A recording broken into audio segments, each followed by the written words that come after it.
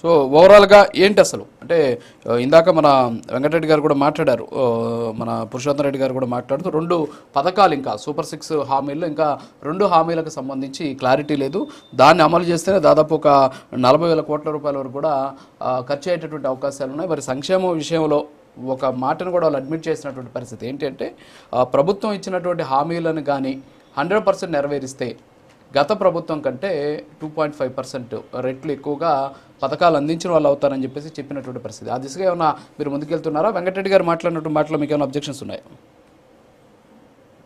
రాజు గారు, మీకు అలానే ప్యానెల్లో ఉన్న సభ్యులందరికీ కూడా నా నమస్కారం అండి. ఇందాక ఎనలిస్ట్ గారు మాట్లాడుతూ మరి పథకాలు అమల్లో అని చెప్పి మాట్లాడుతున్నారు. ఖచ్చితంగా అంటే ప్రభుత్వం ఏర్పడి ఇంకా 15 నెలలు మాత్రమే దాటింది, ఇంకా 3.5 సంవత్సరాలు మాకు టైం ఉంది. ఖచ్చితంగా ఇచ్చిన సూపర్ 6 పథకాల్లో ప్రతిదీ ఒక్కొక్కటి అమలు చేసుకుంటూ వస్తున్నాము. ఇచ్చిన మాట ప్రకారం గెలిచిన మొదటి నెలలోనే 4,000 రూపాయల పెన్షన్ అందించాము. అలానే మొదటి నెలలో గడిచిన 2 నెలలవి కలిపి 7,000 రూపాయల పెన్షన్ అందించాము.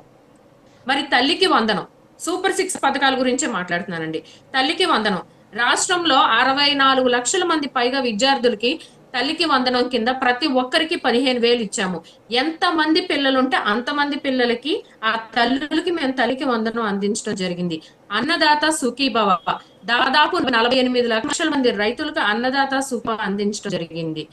మరి ఆటో డ్రైవర్లకి చూసుకుంటే గనక 3 లక్షల మంది ఆటో డ్రైవర్లకి 400 కోట్లకు పైగా ఖర్చు చేసి వాళ్ళకి ఆటో డ్రైవర్లకి పథకం అందించడం జరుగుతుంది.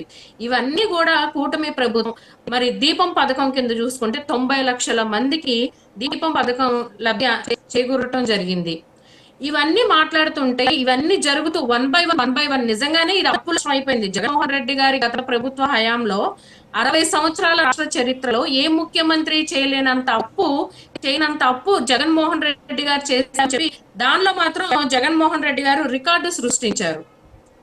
మరి ఇలాంటి పరిస్థితిలో ఒక పక్కన పెట్టుబడులను ఆకర్షిస్తూనే ప్రజలకు ఏవైతే పథకాల హామీ ఇచ్చారో అవన్నీ ఒక్కొక్కటి చేసుకుంటూ వస్తున్నారు. ఇందాక వెంకటరెడ్డి గారు మాట్లాడుతూ మీరు సూపర్ 6 లో ఎన్ని పథకాలు అమలు చేశారు, గుండు సున్నాలు పెట్టారు అని చెప్పి మాట్లాడుతున్నారు. మరి వెంకటరెడ్డి గారు గడిచిన 5 ఏళ్లలో ప్రథమంగా అంటే మీరు జగన్మోహన్ రెడ్డి గారు పాదయాత్రలో ఇచ్చిన హామీలు, మీ మేనిఫెస్టో బుక్ లో ఉన్న హామీలన్నీ పక్కన పెడితే ప్రధానమైనటువంటి నవరత్నాల హామీలు చూసుకుంటే గనక వైఎస్ఆర్ రైతు భరోసా కేంద్రంతో పని లేకుండా 12,500 రూపాయలు రాష్ట్ర ప్రభుత్వం మన ప్రభుత్వం రాగానే ఇస్తుంది అని చెప్పారు. అలా మీరు ఎన్ని ఏడాదులు ఇచ్చారు? గడిచిన 5 ఏళ్లలో ఒక్క ఏడాదైనా రాష్ట్ర ప్రభుత్వం రైతు భరోసా కింద 12,500 ఏ రైతు అకౌంట్ లో అన్నా పడ్డాయా? లేదు. ఫీజు రీఎంబర్స్మెంట్ గురించి మీరు మాట్లాడుతుంటే వినేవాళ్ళు నవ్వుకుంటారండి.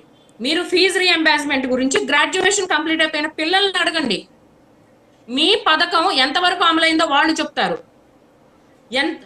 కూటమి ప్రభుత్వం వచ్చాక ఫీజు రీఎంబర్స్మెంట్ బకాయిలు 4,000 కోట్లకు పైగా తీర్చిందండి. మరి నెక్స్ట్ వచ్చేసి ఆరోగ్యశ్రీలో అసలు సూపర్ స్పెషాలిటీ లాంటి హాస్పిటల్ ఆంధ్రప్రదేశ్ లో అమలు చేస్తాము.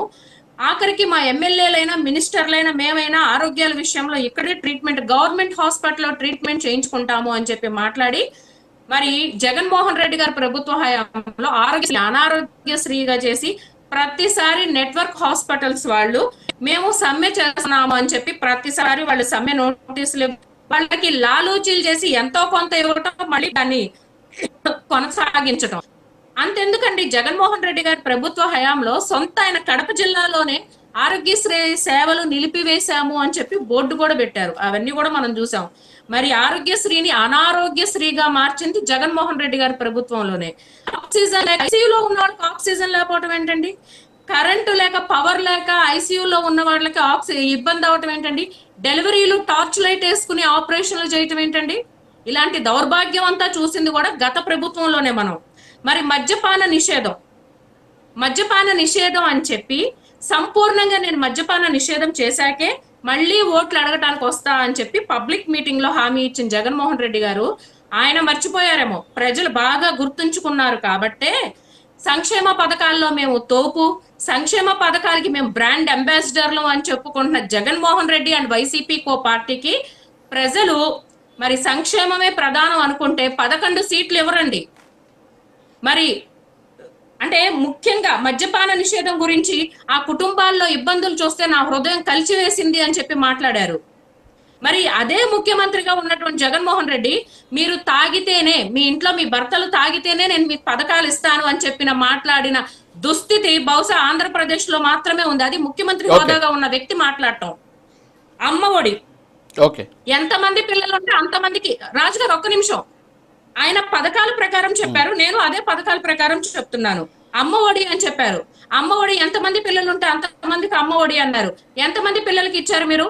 అలానే మీరు అధికారంలోకి వచ్చాక, వైసీపీ అధికారంలోకి వచ్చాక మొదటి ఏడాది ఇవ్వలేదు, దాన్ని జనవరికి మార్చారు. మళ్ళీ తెలివిగా వీళ్ళు 2024లో కూడా వీళ్ళు మళ్ళీ జూన్ లోకి ఇస్తాము అని చెప్పి మార్చేసరికి 2024 జూన్ అవటాన ఎలక్షన్స్ వచ్చేసి మేము ఇవ్వలేకపోయాము అన్నారు అమ్మ ఒడి.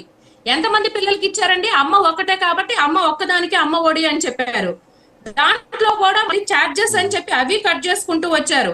మీకు ల్యాప్టాప్ కావాలా, మీకు స్కీమ్ డబ్బులు కావాలా అని చెప్పి అక్కడ బేరసారాలు ఆడారు. మరి జలయజ్ఞం అయితే గాలికి వదిలేశారు. ఏ ప్రాజెక్ట్ అన్నా కంప్లీట్ అయిందండి గడిచిన 5 ఏళ్లలో? కనీసం గేటు మరమ్మతులు చేయలేని వ్యక్తి జగన్మోహన్ రెడ్డి. అన్నమయ్య అంటే డ్యామ్ గేటు కొట్టుకుపోతే కనీసం మరమ్మతులు చేయలేకపోయారండి. ఎంత దారుణమైన విషయం అంటే, జగన్మోహన్ రెడ్డి గారు లాంటి ముఖ్యమంత్రిని మనం ఎక్కడ చూసుండం. బహుశా పట్టిసీమలో మోటార్లు సరైన టైంలో ఆన్ చేస్తే మరి కృష్ణా గుంటూరు జిల్లాలకి పంట సకాలంలో వెళ్తే ఆ పేరు చంద్రబాబు నాయుడు గారికి వస్తుందని సకాలంలో మోటార్లు కూడా ఆన్ చేయని వ్యక్తి జగన్మోహన్ రెడ్డి గారు. జలయజ్ఞంలో కేవలం 2,000 కోట్లండి వీళ్ళు ఖర్చు పెట్టింది. ఒక్క నిమిషం అండి. వైఎస్ఆర్ వచ్చినాయి, పేదలందరికీ ఇల్లు అన్నారు. ఏవి మళ్ళీ వస్తాను మీ దగ్గరికి, మళ్ళీ వస్తాను. చాలా ఉన్నాయి ఇంకా చెప్పుకుంటూ పోతే మనం 149 పథకాల గురించి మాట్లాడాలి సూపర్ 6 తో కలిపి. ఒక్క నిమిషం మేడం ప్లీజ్, ఒక్క నిమిషం. వెంకటరెడ్డి గారు దీనికి ఏమైనా మీరు ఆన్సర్ ఇస్తారా, లేకపోతే నేను పురుషోత్తమ రెడ్డి గారితో మాట్లాడినా? మేడం ఒక్క నిమిషం వస్తాను, మళ్ళీ వస్తా, ఇంకా టైం ఉంది. అదే నేను మాట్లాడతాను ఒక్క నిమిషం. ఇద్దరికి ఒకటే స్క్రిప్ట్ ఇస్తారనుకుంటా. ఆవు వ్యాసం మాట్లాడాలి. జగన్మోహన్ రెడ్డి గారు అప్పులు ఎక్కువ చేసి వెళ్ళాడు. ఎంత చేశాడు అప్పులు? 3,32,000 కోట్లు చేశాడు. అసెంబ్లీలో 15 కేసు మనిషిగా, ఆర్థిక శాఖ మంత్రిగా అసెంబ్లీలో మాట్లాడే మీరు ఎనరా? ఆంధ్రప్రదేశ్ ఈనాడులో వచ్చేటటువంటి సొల్లు కబుర్లో మాట్లాడతారా? ఇక్కడికి వచ్చి అప్పులు ఎంత చేశారు? జగన్మోహన్ రెడ్డి గారు కేవలం 3,32,000 కోట్లు 2 సంవత్సరాలు కోవిడ్ ఉంటే 5 సంవత్సరాల పరిపాలన చేసింది. పాయింట్ నెంబర్ 1, మీరు ఎంత చేశారు 17 నెలల కాలంలో? 2,27,000 కోట్లు చదువుకున్నాం. రెండో పాయింట్ వచ్చేటప్పటికి జగన్ గారు అంటే ఏ జగన్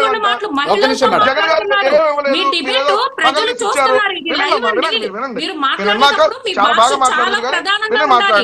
జగన్మోహన్ రెడ్డి 72,911 కోట్లు ఖర్చు పెట్టారు. అమ్మఒడికి 20,000 ఒక్క నిమిషం వాళ్ళు మాట్లాడాక మనం మాట్లాడతాం ప్లీజ్. భాష ప్రధానంగా మాట్లాడండి. ఇలా మొత్తం చూసుకుంటే వైసీపీ అంటే బూతుల పార్టీ అయిపోయింది. వైసీపీ అంటే బూతుల పార్టీ. అసెంబ్లీ అయినా లైవ్ అయినా ప్రజల్లో అయినా 29,488 కోట్లు కేవలం వైద్య రంగానికి ఖర్చు పెట్టారు. మెడికల్ కాలేజీలు నిర్మాణాలతో సహా, పాత మెడికల్ కాలేజీల ఆధునికతతో సహా, ఆరోగ్యశ్రీకి 9,194 కోట్లు, ఆరోగ్య ఆసరాకి 11,90 కోట్లు, 104 కాలంలో 11 కోట్లు, 108 ఇలా మొత్తం చూసుకుంటే 29,488 కోట్లు. ఇది లెక్క. మీ దగ్గర కూడా ప్రభుత్వంలో ఉన్నారు కదా, ఒకసారి మీరు చెక్ చేసుకోండి. రెండోది అమ్మ ఒడి మేము ప్రతి తల్లికి ఇస్తాను. ఈ దేశంలో ఎవరికి ఆలోచన అప్పటికే 3 సార్లు ముఖ్యమంత్రి చేశారు చంద్రబాబు నాయుడు గారు. అరే పిల్లలు బడికి వెళ్తున్నారే, కొంతమంది చదువుకోకుండా పనికి వెళ్తున్నారే, అప్పుడు తెలియలా. జగన్మోహన్ రెడ్డి గారు ఆ స్కీమ్ తీసుకొని వచ్చారు కొత్తగా. మీరు ఎటు తీసుకొని రాలా. ఆ తీసుకొచ్చిన స్కీమ్ లో ఏదైతే